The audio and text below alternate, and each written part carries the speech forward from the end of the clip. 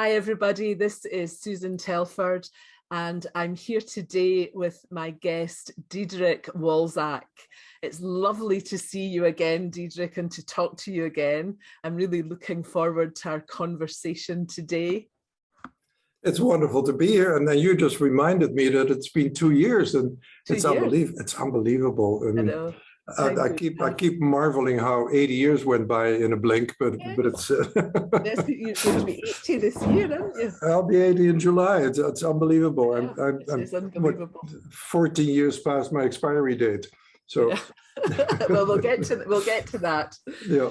So for those of you that don't know Diederik Wolsak, I just want to tell you a little bit about him. He was born in 1942 in a tiny village south of what is now Jakarta in Indonesia. And the first 3.5 years of Diederik's life was spent in Japanese prisoner of war camps. And he says it was there that he formed most of his core beliefs that he thought were his actual character. And after 50 odd years of what he describes as self-loathing, drug and alcohol abuse, he decided that there must be a better way. And it was time to change his mind. And through the practice of Buddhism, A Course in Miracles, and attitudinal healing, he developed a radical forgiveness process which allowed him to transform the little s self that he hated into the capital S self, whose only function is to extend love. Choose Again is the name of his 6-step process, and also the name of his charitable society, which has a healing center in Costa Rica, where Diederik is currently located. And he gives talks and teaches workshops in many places around the world. And in April 2020, he gave a 4-part workshop for the Teachers of God Foundation, which was a huge success. People were really impacted by your work that month. So that's the potted history, Diederik. I noticed that in your bio you say that you formed most of your core beliefs by the time you were 3.5 in those prisoner of war camps. And perhaps people listening think, well, you know, we form our beliefs as we go through our life, not quite so early on. So talk to me a little bit more about that, about how core beliefs are formed and how that becomes what you think of as your character. Yeah, that's a great question, and the timing is interesting. So what the way I see it, and the way which has now mostly been scientifically supported and backed up, is that when I'm little, everything that happens in the family or around me is a reflection of who I think I am. So if my mom and dad are gloriously happy 24 hours a day, 7 days a week, I must be an amazing little boy. If that's not the case, there's something wrong with me. And that's extremely important that I accept that teaching as law, because otherwise I'll keep looking outside of myself for the reasons why I'm so screwed up. The reason I'm screwed up, or was particularly more screwed up than I'm now, was because I believed that everything that happened around me when I was little, and you can say from the age of in utero to roughly 8, everything I noticed, everything I saw was a reflection of me. And because if you spent 3.5 years in concentration camps, you don't see a lot of joyful, wonderful extensions of love. What I saw in terms of relationships, and that's why I absolutely love the subject of relationships. Why is that so important? Because all the relationships I ever saw between men and women for 3.5 years plus was men beating women, or men torturing women, or men killing women, and women getting sick, and women being put in positions where they had absolutely no power and no strength to support what their natural instincts would be to support a family. All of that came out completely skewed. And because everything was so out of place compared to what one would call a normal family environment, there's no such thing, I developed beliefs that everything was my fault, that I was immensely guilty for everything that I saw around me, and that guilt was a permanent fixture that became my personality. And for those of you that know the course in Miracles, you probably remember that whatever beliefs you have, you're going to project, and you'll see it outside of you. So what I saw outside of me was a horrible world. I saw a world where I hated everybody and everybody hated me. And I would make absolutely sure that any attempt that anybody made at extending love to me, I would sabotage very effectively, to the point where I had several failed relationships. We'll get back to that later. There are no failed relationships, but on paper or in the illusion, they certainly would appear to be failed. Till there came a point where I said that this is not sustainable. I absolutely hate the self I am. I hate my world. I hate my life. I hate everybody in my life. Why stick around? And this was when I was about 50, and I had an incredibly, let's say, well-developed drinking habit by then. I drank an immense amount of booze. Let's say an average of a bottle of vodka a day was pretty well my intake on a daily basis. And there came a point where I said, I can't do this anymore. And at that moment, I heard myself say there has to be a better way, which was very strange because I was not familiar with the Course in Miracles at all. And yet that is the lead line that I picked up from the Course later when I really dove into it. And then I recognized that whatever I made up in those first 8 years about myself was just a belief I made up.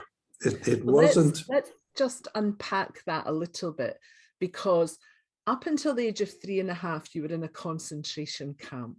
Yeah. Where logically you might think, this is nothing to do with me. I've been placed in a horrendous situation that is caused by all of these adults around me. It's nothing to do with me. Right. So explain a little, because that seems counterintuitive.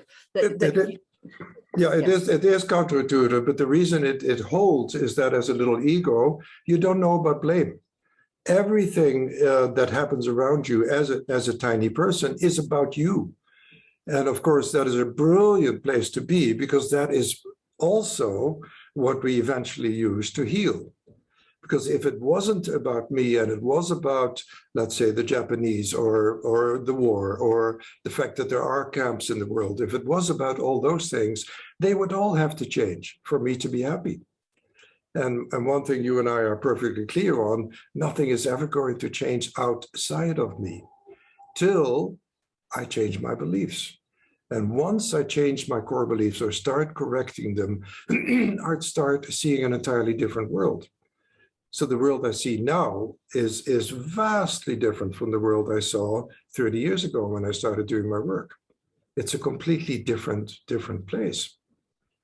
And what's kind of amusing, Byron Katie has this wonderful saying, which just amused me when I first heard it, that when she walks into a room, she knows that everybody adores her. When I walked into a room in those days, I knew that everybody hated me. Yeah. They just didn't know it yet. Yeah. And then I would make sure that they would find out really quickly. Yes. So it never took me long to turn people against me. Brilliantly. And then because it had to line up with your belief.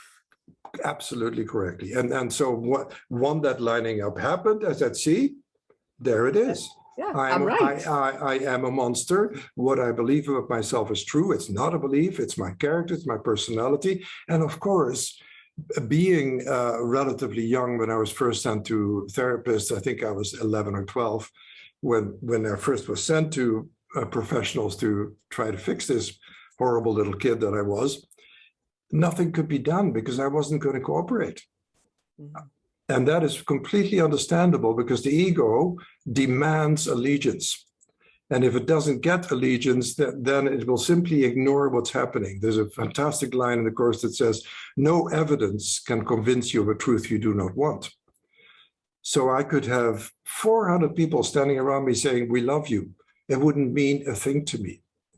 Till I recognized, okay, what's blocking that? What is blocking that love? It's my belief about me. And then the breathtaking discovery I made really early on in my work with the Course was none of this is permanent. None of this means anything in truth. None of this has anything to do with who I am. But all of it has to do with who I think I am. And it's my thoughts alone that cause me pain. It's not my personality. It's not my character. It's my thoughts. Who chooses these thoughts? So I knew right from the beginning that if I wanted to make a significant inroads in the level of self-hatred, I would have to find out who that I was. Without knowing that I intimately, without diving into the cesspool I call my mind, I would never know all the disgusting, revolting, hate-worthy thoughts I had about not just myself, but about everybody else as well. I had to confront them and look at them with love and recognize, you made that up. That is not true. And that, I think, for me, and if you ask me tomorrow, you'll get a different answer. But today, that for me was the biggest gift from the course, where I really got and integrated that who I think I am has nothing to do with who I am, and that the so-called person doesn't even exist at all.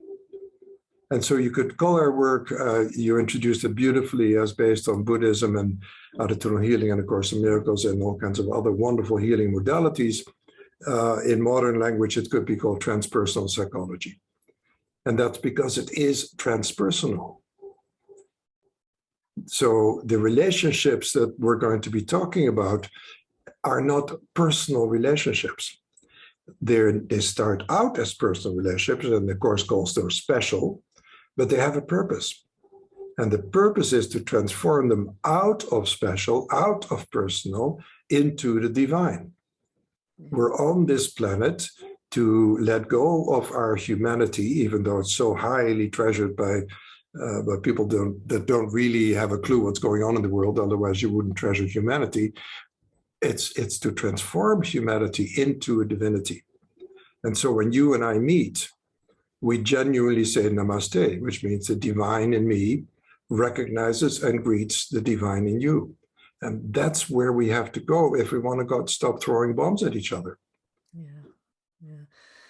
Let me just ask you a couple of questions before we get to the relationship stuff. You've mentioned the word ego 2 or 3 times. From your perspective, what is the ego? Is it useful at all? It absolutely is useful. You may remember this, but I think I mentioned to you a couple of years ago, but 3 or 4 or 5 years ago, every year I go to Holland to give a talk. I won't go anymore, but I have so far for the last 8 years or 9. And one day in January, they asked me, what are you going to be talking about in September, which to me is insane because I don't know what I'll be talking about with you 5 minutes from now. But I just thought, the thought came, and that thought was the ego is the right-hand man of the Holy Spirit.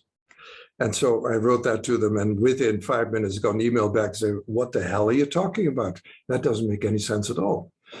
But then I tried to explain, and to my satisfaction, I explained it, maybe not to theirs, is that how do I know I have healing to do? How do I know who I think I am? By the mere fact that the ego provides me with pain and discomfort all day long. And the Course has a beautiful line about that, and it says that discomfort is aroused only to bring the need for correction to awareness. Where does that discomfort come from? That comes from the ego. The Holy Spirit doesn't do that. The Holy Spirit doesn't kick me in the shins and says, hey, who do you think you are? No, the ego does. So from my point of view, I owe a deep sense of gratitude to the ego, not just for that, but also for keeping me alive. Because that was, I didn't survive 3.5 years in the camps, plus years in Indonesia under basically civil war, plus 2 years in a foster home where I wasn't allowed to write home and I was physically and sexually abused. The ego got me through that. So my anger and my self-hatred was so powerful and was such an incredible armor, not just against love, it was that, but it was also an armor against whatever anybody would try to do to me. So I got into fights all the time, physical fights with the entire school at recess. But nobody ever touched me because I was in such a rage that I could use whatever strength you have as an 8-year-old, which is not a lot, but I had enough to keep the whole school away. So from that point of view, the ego has been immensely beneficial. What is the ego? The course will give you a long range of answers. I will say it's the idea that I can be separate. It's the idea that it's my fault that I'm separate. It's the idea that I can be anything other than love.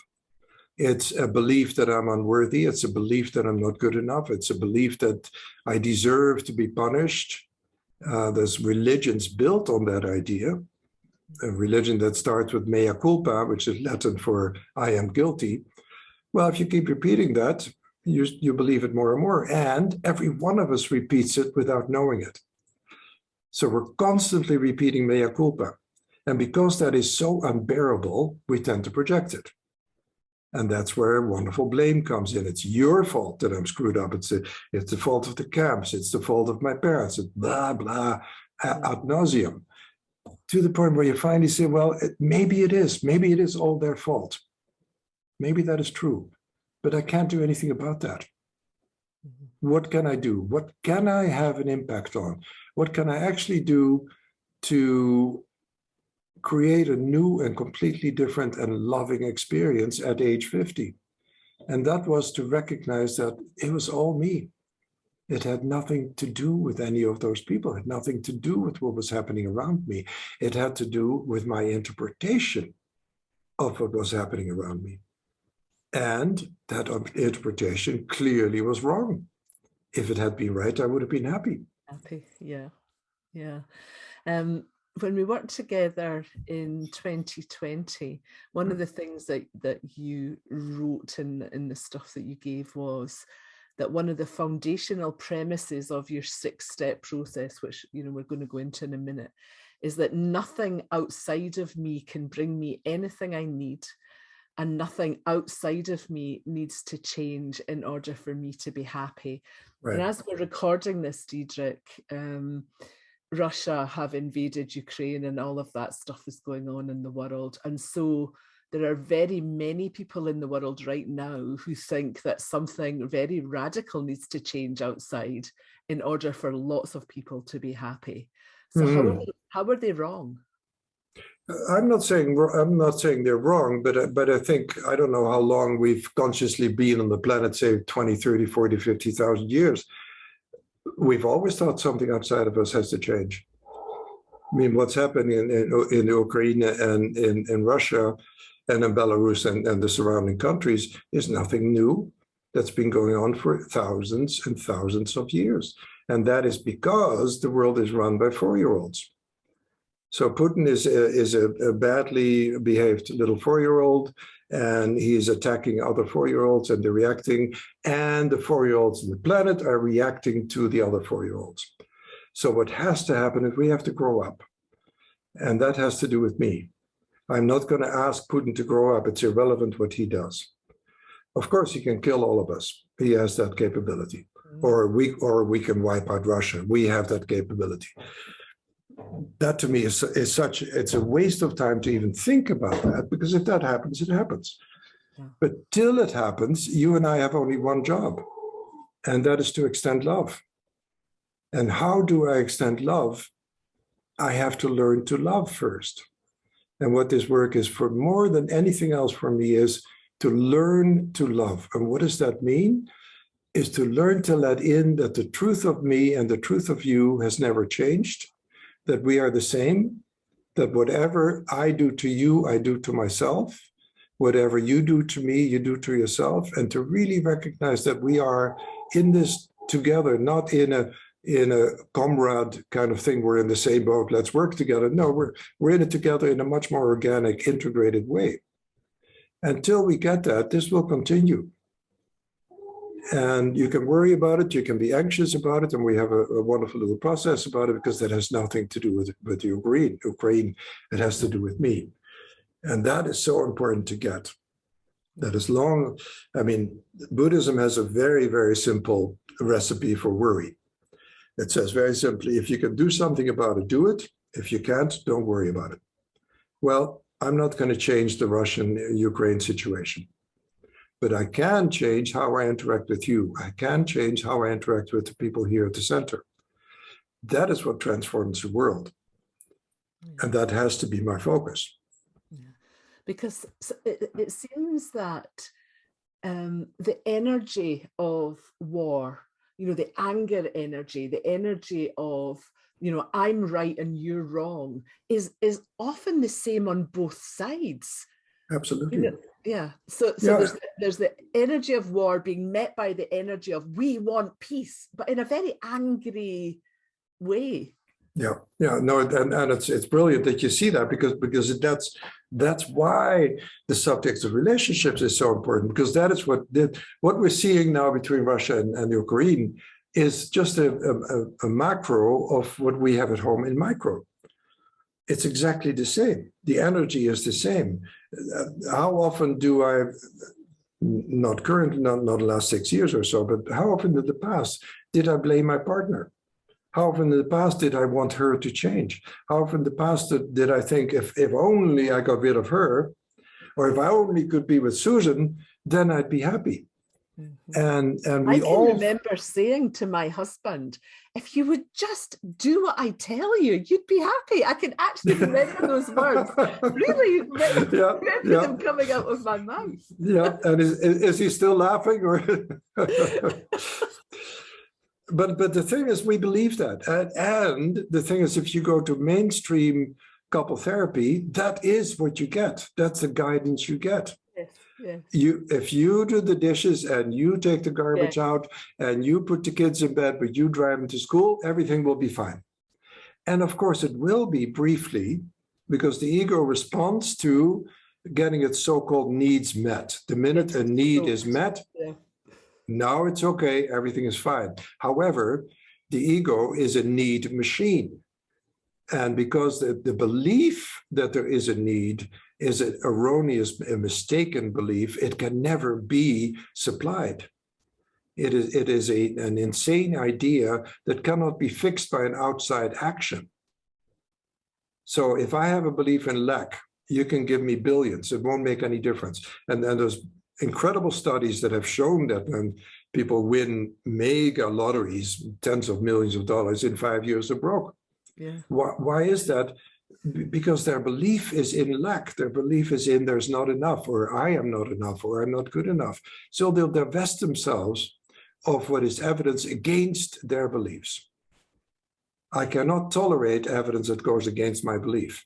The ego will either ignore it or destroy it or walk away from it. But I cannot tolerate it. It's not where I can sit. I can only sit in the evidence for my beliefs till I say, I'm not doing that anymore. This is unbearable. This is unbearable. I mean, we can both sit here. Go ahead. No, I was just going to say, so let's talk about when you personally got to that point where you just thought, when you said there has to be a better way. What did you do? What was the first thing you did? Well, the first thing I did was pick up the course. And the story, my story of the course is so similar to so many I've heard. 2 years before that, a friend of mine had given me a Course in Miracles. And I had heard about it. I knew nothing about it. I liked the title. I thought that if I can take a course and perform miracles, that'd be kind of exciting. And so I opened the course, and the line that I read was, sin is lack of love, as darkness is lack of light. And I thought, wow, that's what I've always thought. This is for me. And then the next line was about the Holy Spirit and the Father and the Son. And I said, this is not for me. And I threw the book away. 2 years later, when I was at the point of either I commit suicide, I picked a spot where I was going to drive my car off this Vancouver to Whistler Highway. There was one spot where there was no barricade and at least 1,000-foot drop, so there was no risk of a wheelchair waiting at the bottom. I thought, well, let me dive into the course and see if it will make a difference. I opened the course, started. First of all, I made an incredibly important decision for me, and that may resonate with one or two other people. I had never followed leadership from anyone. Even though I played international sports, I always ignored coaches. Coaches on occasion left me off a team because I was obnoxious and didn't do what they told me to do. I wasn't going to accept leadership from anyone other than me. At that point, I decided that hasn't worked so well. My leadership of this little vehicle I call Diederik has gotten me into a lot of trouble. It's gotten me into the point where I'm virtually emotionally, spiritually bankrupt and ready to step out permanently. I'm going to surrender. And what I got from the course immediately was, this is a 365-day mind training. I can do the math. That's a year.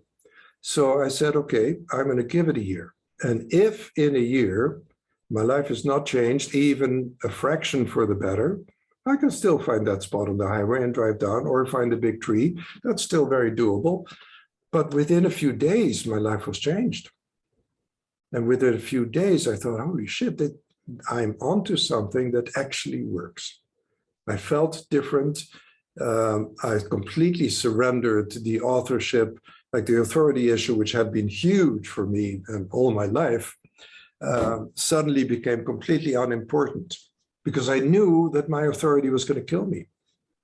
So I'd lost faith in what my ego could do for me on a day-to-day basis. So I withdrew faith from that and gave it to something I didn't know anything about, and that's love. So I gave it to the loving instructions of the course. And I found out really, really quickly that the course is unbelievably radical, and it doesn't pussyfoot around. It doesn't pull punches. It starts lesson 1. Everything you see in this room doesn't mean anything. Wow, that's cool. Second lesson is way more radical. It says, I have given everything that I'm done. At lesson 2, I said, I'm done. This is what I need. I have given everything the meaning it has for me. What an incredible lifesaver that is. Because if I did that, then there is an I that did that. And that I has given it the wrong meaning, because I'm miserable. So I'm going to ask, who is that I? Is there anything we can do about that I? Is it fixed? Is it my personality? Is it my character? Or is it a set of beliefs? And I came to the conclusion really quickly, it's a set of beliefs. It's nothing permanent. Because nothing real can be threatened, or nothing unreal exists. Therein is the peace of God. So it cannot be permanent. So it is something I invented. And I invented it for a reason. But that reason is no longer operable. It no longer serves me. Actually, it stopped serving me when I was about 10 or 11, because at that point, my life was already so miserable that at that point, if there had been a Choose Again trained therapist that I came in contact with, my life would have been changed at age 10 or 11, but there wasn't. So tell us about the Choose Again process. So there's 6 steps. What are the 6 steps? The 6 steps are incredibly simple. The first step is to acknowledge that I'm upset. And that sounds easy, because I can acknowledge that anytime, but most of us don't. Most of it are in a chronic state of irritation, worry, anxiety, depression, you name it, without ever acknowledging it. Mm. So when I ask, how do you feel on a scale of 1 to 10, the answer I always get is a 7, which actually means a minus 22. But they're completely unaware of it. Yeah. So that was step 1, is simply to say I'm upset, not give the reason. And that is a huge challenge for me. For me, it was, but for clients that come to our center or in sessions or in circles or workshops, they want to tell the story. Yeah. And they go to a therapist where they tell the story once a week, and they say, my therapist is fantastic. I tell the story once a week. I feel so good. I feel heard. I feel acknowledged. I feel validated. I'm told that what I'm feeling is completely natural. That's a great therapist. And I said, wonderful. How long have you seen this therapist for? 12 years. Are you feeling any better? No, but once a week I feel really good, because So I said, well, here's the bad news. You don't get to tell your story here. And that is an upsetting idea, because we're so used to saying, I'm upset because. Yeah. And so what I teach is, the first thing you have to learn is to take the word because out of your mouth in context of I'm upset. Just say I'm upset. And that goes back to, of course, the lesson that says I'm never upset for the reason I think. Well, if that's true, then because is meaningless. Yeah. Because says, I know why I'm upset. Here's the reason. And you don't know. But actually, I don't know. Yeah. So and that people also say, I'm upset because of you. Oh yeah, and that's that obviously takes us back to the second step, doesn't it? I love that one. Yeah, it's you I'm upset at. Great. Yeah. And feel free. I'm here. The second step is even more breathtaking and difficult and challenge, and that is, this is all about me. This has nothing to do with my father, my mother, the Japanese, the war, my partner, not having money, not drinking. It only has to do with me.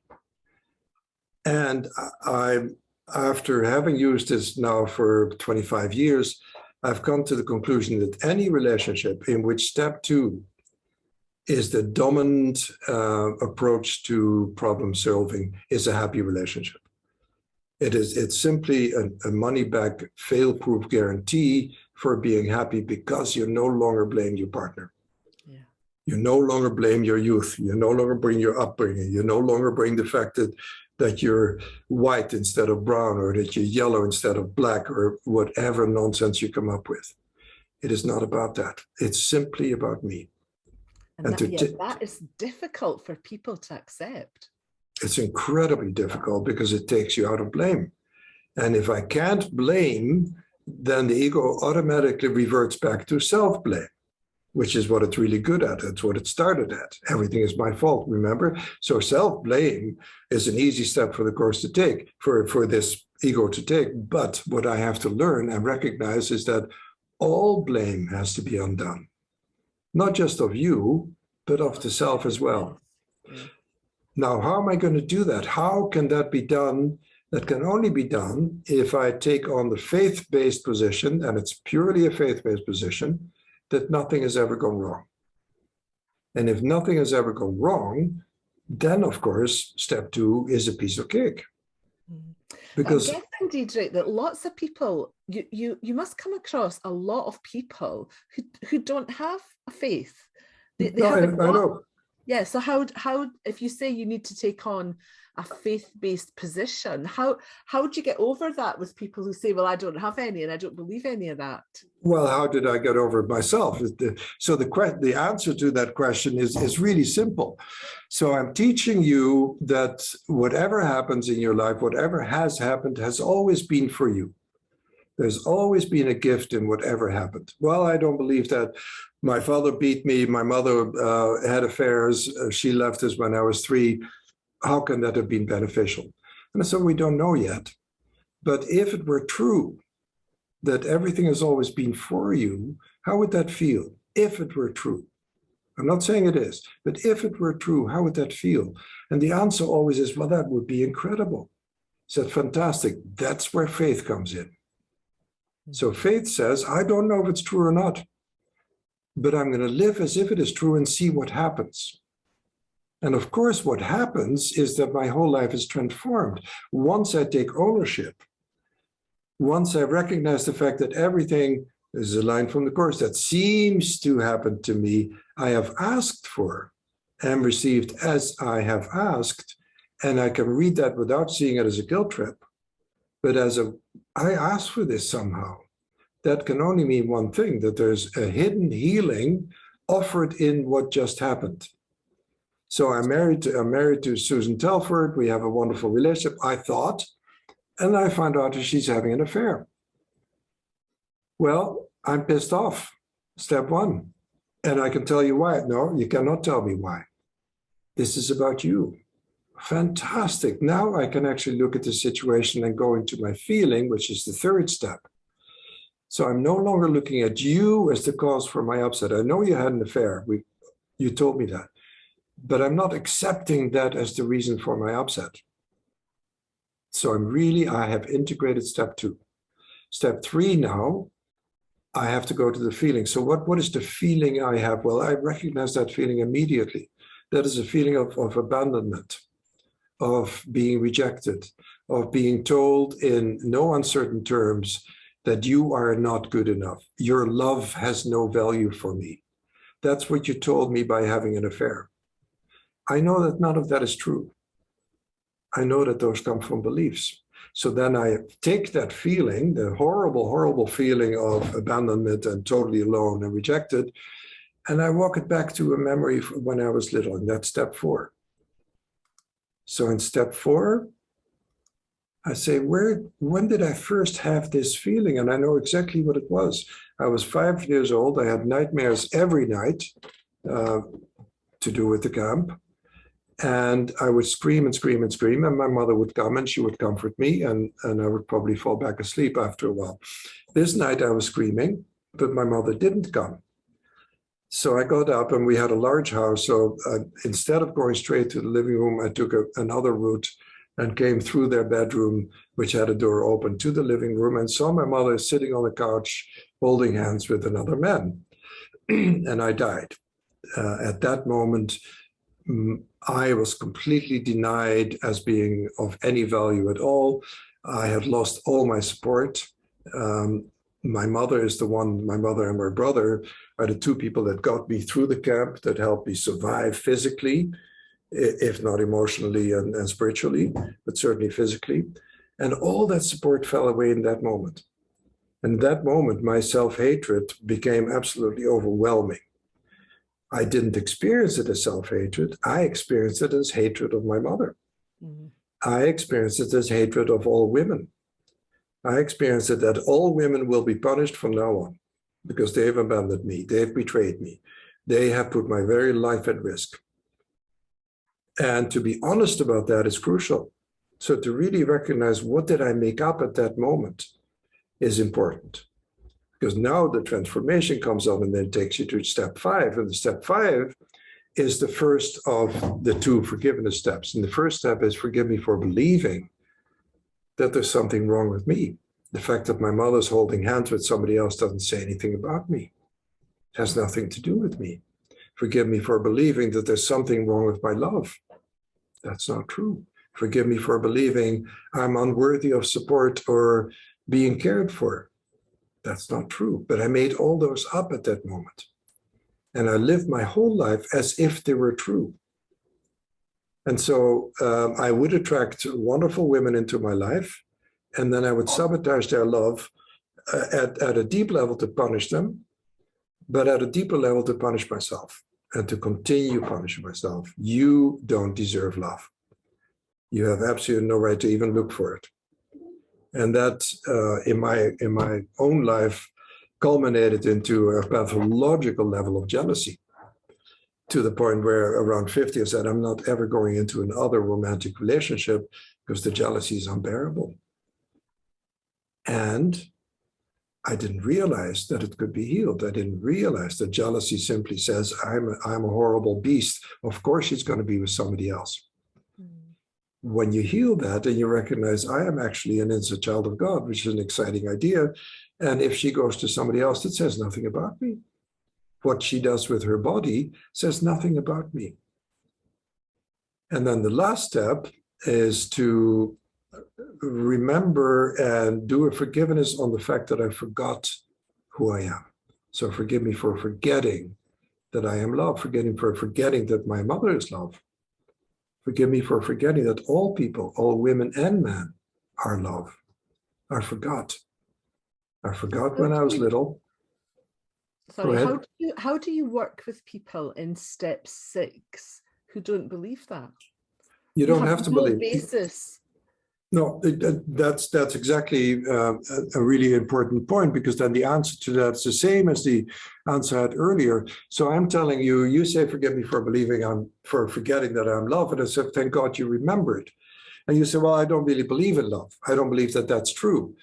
The answer to that is the same as I gave you before. But if it were true, how would that feel? And if we do this in a circle and we ask everybody to close their eyes, and I have my eyes open, of course, and I say, just let in for a minute that you are unchangeably love, that who you truly are is pure, pure, pure love. How would that feel? And then I see 12, 15 faces changing from this to, Wow, that would be incredible. I said, exactly. Let's live as if it is true, and it will become true. Yeah. It's not true for you now. We all know that. There's many, many things that I say in lectures or in workshops or in a conversation like this with you that I don't believe, but I live as if I know it's true. And that makes it true. So how many people believe in oneness? It's not something you believe in. You either accept it as truth, or you reject it and you go back to duality. And in duality, nobody will ever be happy. It's impossible. It's absolutely impossible to be happy in duality. As long as there's a you and an I, happiness is out of the question. Yeah. The only thing possible, as long as we have a you and an I, is a bargaining system that works for both of us. Yeah, we temporarily agree. You get what you want, I get what I want. We have a fantastic marriage. Yeah. But of course, the bargaining will fail sooner or later, because it always does. Yeah. You said we were going to have sushi on Saturday, and now you insist we have pizza. But that was not the deal. We agreed we would have sushi. I don't feel like sushi, says Susan. So now the bargaining is broken down. Yeah. You've betrayed me. Yeah, she never loved me. She faked it all along. I mean, we all know that women fake it all the time, but now I have proof. That's funny. There was something else came in my mind to ask there, and I've forgotten. What was it I was going to say? I don't know. I've lost my train of thought there. So let's talk about the Integrated Awakening series. So Diederik is going to be our teacher in May in the Integrated Awakening series. And he's teaching 4 masterclasses, 4 75-minute workshops with the title, The Crucible We Call Relationships. So you've touched on it a bit, Dedrick, but say a bit more about why you wanted to teach this particular topic, because in the first set of masterclasses you did for us, it was just the choose again process in general. But this time you've homed in on relationships in particular. So tell us about that, first of all, why you wanted to do that. Because everything is a relationship. Everything I see in my life is a relationship. I have a relationship to my desk. I have a relationship to my laptop. I have a relationship to my glass of water. I have a relationship to you. Everything is a relationship. And the only question on the table is, who is the I that I'm in relationship with? Is it the small s self, or is it the capital S self? Who is the I that I bring to the relationship? So you and I in a relationship, if we're not trained or have done a lot of work, it's small s self to small s self. And we all know how much fun that is. So my work is to purify all the relationships till they are from the capital S self to the capital S self. So that till I know at the deepest level, at an integrated level, that I am nothing but a drop of water at 2,000 feet below the surface of the ocean, and the ocean is the oneness.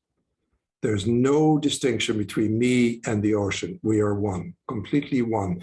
That makes for an incredible relationship. For I no longer look at something that you have to give me. I no longer look at something that I have to fix in you. I no longer see my depressed mother when I look at you that I have to fix and fail at, which is normal in every relationship. You always marry either your mom or your dad or a combination. And the purpose of that marriage is to fail. Because the ego says you failed when you were little, and the ego tells you, well, now you're going to bring happiness to this person you love. And here, I didn't tell you, that's the fine print, you're going to fail at it. And why are you going to fail at it? Because it's not your job to make somebody else happy. My only job with you is to see you as me. There's a great line in the Court says, when brother behaves insanely, you can only heal them by perceiving the truth in them, by perceiving the sanity in them. So that's my job in a relationship, to always look at you and say, I know who you are. Lesson 78 has that fantastic relationship line that says, he stands in light, I'm in the dark. I remember that was one of the things that you taught when we did it the last time. Yeah. And that was one of those things that really hit me between the eyes. When I'd obviously read that lesson many times, but you highlighting that part that, you know, if I have a grievance against my brother, he's in the light where he's always been, and I'm the one in the dark. And I thought, that can't be right. That can't be right. But oh yeah, it's right. Yeah, I've simplified that a little in my own mind. I now simply say, if I'm not happy, I'm wrong. Yeah, it's that simple. That simply means if I'm not happy, I'm in the dark, I'm seeing something that's not true, I'm projecting my old beliefs on you, and I'm holding you responsible for them, even if you're screaming at me. Because, and again, the course is such a fantastic manual for living a rich and full life. What comes to mind with that is the secret of salvation is about this: I'm doing this to myself. I had a good friend in Switzerland who asked me, who was working the 6-step process, and he said, where in the course did you find step 2? So I spent literally 15 minutes and sent him 36 pages of quotes. It's in almost on every page. And why do people not see it? Because we don't want that one. We don't want step 2. We want all the benefits, but we don't want to take complete and 100% responsibility for everything in my life. So however I feel about Russia, Ukraine, that is within me. However I feel about Putin or Biden or Trump is within me. However I feel about the relationship with my beloved is within me. And so relationship hell, and that's something we're going to be covering in our series, is holding myself responsible for how you feel and holding you responsible for how I feel. That is the death of any relationship. Yeah. And yet that's the common reason for a relationship. I'll be with you because I think you're going to make me happy. Exactly. And if you don't, I'll find somebody else who will. Yeah. Yeah. And the wonderful thing is that person shows up almost immediately. And you say, oh my God, there she is, or there he is. Now I'm happy. And then after a little while, your beliefs start looking at this person and start seeing an entirely different situation. And once again, you're in relationship with the small s self. And the capital S self just waits. It waits on welcome. It waits for me to say, wow, I'm in a relationship with myself. That's one I can heal. And your job is to reflect, and that's all, to reflect who I think I am. And as I take that reflection in, and don't take it as a guilt trip, don't take it as something is going wrong, but simply saying, wow, here's the gift. I'm totally pissed off at you. That can only mean there's something that I'm believing about me right now that I need to heal. And again, I'll say it, discomfort is aroused only to bring the need for correction to awareness. The correction is within. The ego says, yeah, that's true. Discomfort is aroused, and I'm going to correct it over there. But that's the ego's plan for salvation, which will not work. Yeah. And I honestly have tried to change a whole bunch of people. I've never been very good at it. It just doesn't seem to work. Yeah. Just because yeah, and then the crucible. The reason I chose that word because it's crucible. Yeah, it's a tiny little vessel. It can be larger, of course, but it's a vessel that jewelry makers use to, with high heat, burn the imperfection out of gold. So if you have gold and there's a little copper in it, there's a little something else in it. There's some imperfections, and you put it in a crucible. And the imperfections come to the surface and you skim them off and you're left with 24 karat gold. That's what the relationship is. So it is a place of incredible discomfort because you can imagine the high heat is not comfortable. And it's a place of absolute, total, complete transformation. If that's what you're after. And people say, well, that's what I want, but I don't want to change X, Y, and Z. Well, then you're not after that. So it becomes a matter of, do I truly want to be happy? Is that all I truly want? And if the answer is yes, this is going to work.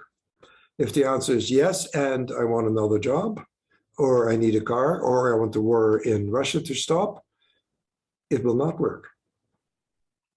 Because as long as I keep looking outside of me for any comfort, for any relief, it will fail. Not only will it fail, but it will strengthen my core beliefs. And that's the last thing we want to do. Yeah. And what about if people think, well, I might be willing to do the work, but as long as my partner does it too. Right. And that's exactly what I'm saying. So really what I'm saying in that sentence is I want the peace of God and I want my partner to do it. In other words, I don't want the peace of God. I want my partner to be different. And if he or she is different, then I will have the peace of God. And of course, the insanity behind that becomes clear really quickly, because how many of us have tried that?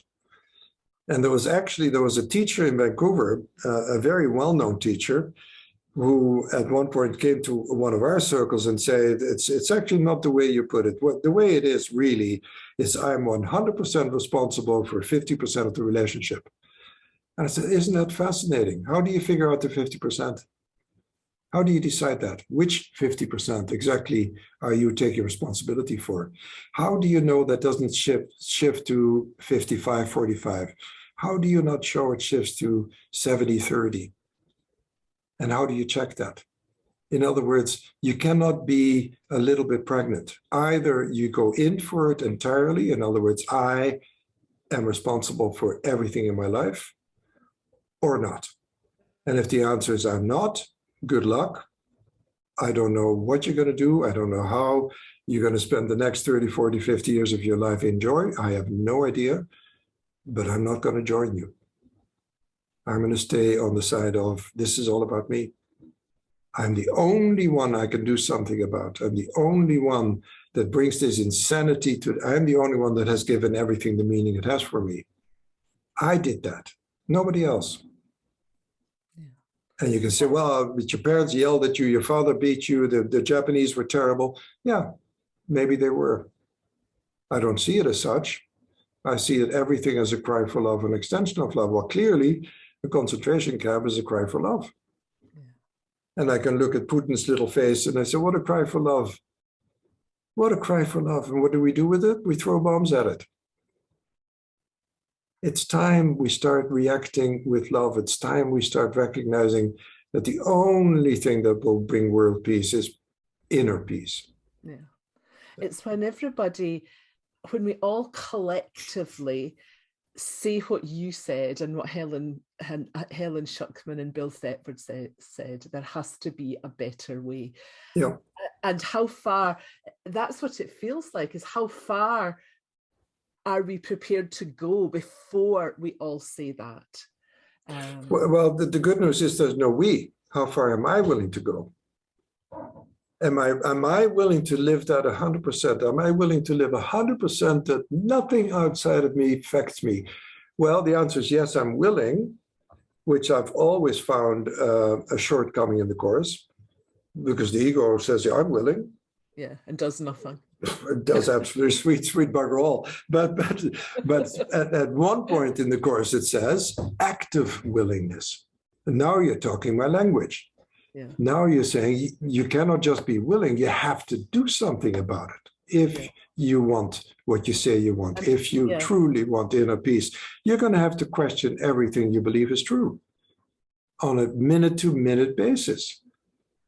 The question on the table, are you worth it? And the answer, it's so interesting when I ask that question, there are people that say, oh, absolutely.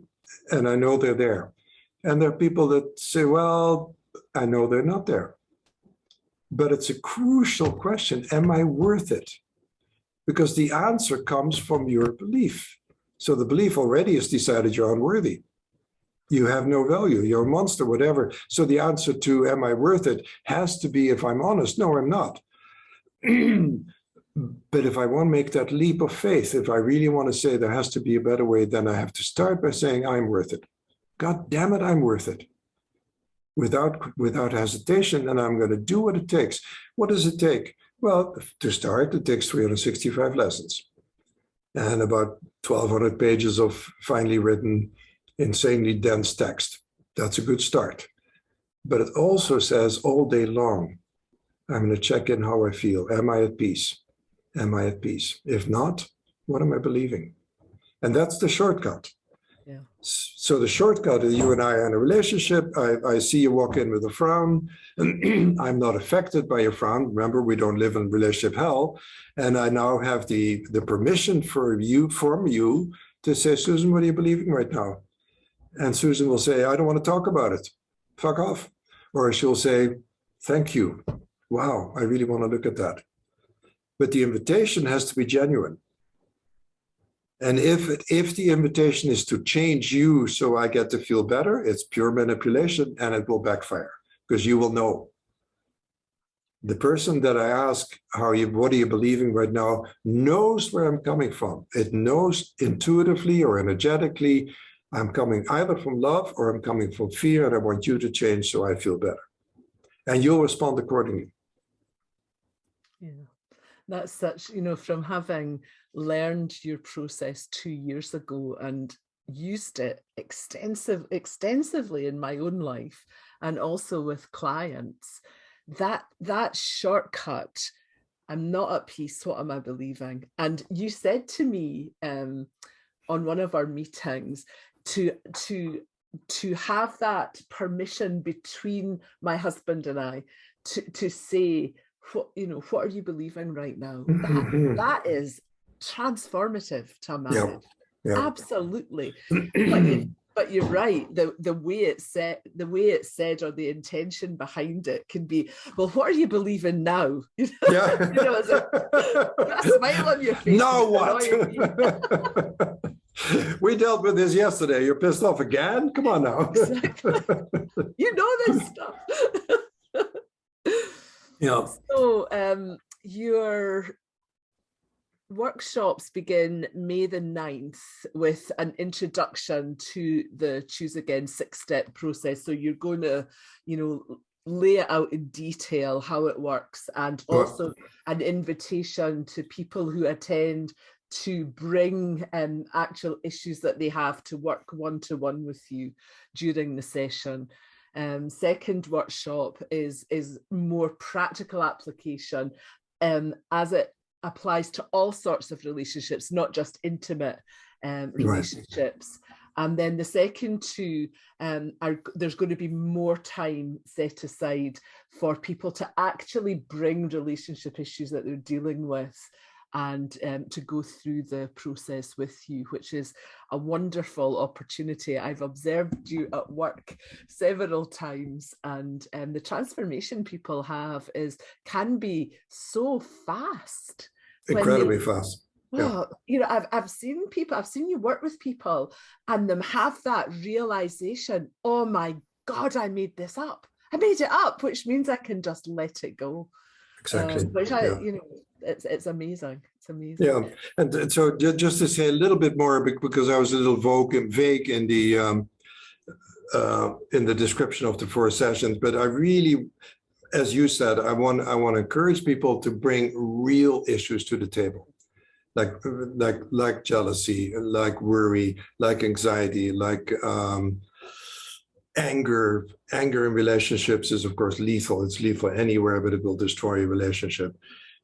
Anything that's a real issue in your relationship, please bring it up.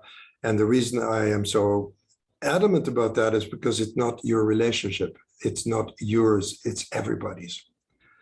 So when, for example, we just did a 10-day workshop here, and at one point sexual shame came up. And I asked, there were 17 people in the circles, did anybody else have an issue with sexual shame? 17 people have their hands up. It is an absolutely universal issue, and it plays out in relationships. Because what is my relationship to my sexuality? What is my relationship to your sexuality? How do I react to that? It's a huge, huge field that is very rarely talked about because we're so ashamed of it. And I've often proposed, but it's never been taken up by anyone, that we do a whole week workshop in the nude. So at least we can get rid of the physical shame. We can see each other's parts. It all looks the same. None of us have never seen a naked woman or a naked man. It would be an incredibly freeing experience. I don't think it will happen in my lifetime, but Okay, so any final words that you want to say about the workshops that are coming up? Just to encourage you to participate at the deepest and most committed level, because I mean, it may seem like, oh, only 4 sessions, but I can guarantee you, absolute guarantee you, that if you pick up what you hear in those 4 sessions, either write them down or listen to them over and over. I presume they're recorded and they can go back to them. Yeah. Integrate them into your life. It will be all you need. Does that mean you never need help again? No, it doesn't mean that at all. I need help again at some point or another too. But it does mean that you're now recognizing entirely without reservation, I can do this and I'm worth it. And if I apply this, my God, I can actually transform my relationship with my partner, my relationship with my kids, my relationship with my partners, my relationship at work. They're all the same relationship because they're all with the self or the capital S self. And the more I recognize that, and the more I give myself the gift of absolutely resolutely saying is, I deserve to be happy. I'm claiming my birthright. My birthright is to be joyful. And that is unconditional joyful. That is the setting the goal joyful, where I know nothing outside of me needs to change. Nothing outside of me has to change for any reason at all. Everything in this moment contains everything I need to be joyful. And to spend 4+ hours with a group of people that are committed, that bring real issues to the table is priceless. There's just nothing more exciting to me than doing that work. I love it, and I will do it as long as I had almost decided I wasn't going to do any more public speaking, but this got me going again. So maybe I'll continue a little longer. Yeah, good. Yeah. Well, thanks so much for joining us, Diederik. I'm really looking forward to working with you again in May. And I really encourage people to check out the details that will be in the show notes for this podcast and come and join us for 4 75-minute sessions with Diederik Wolsak. Thank you so much, Diederik. It's been an absolute pleasure talking to you again. Thank you, Susan. Talking soon. We'll continue having fun. That's what it's about. Yeah. Thank you. Bye-bye. Bye-bye.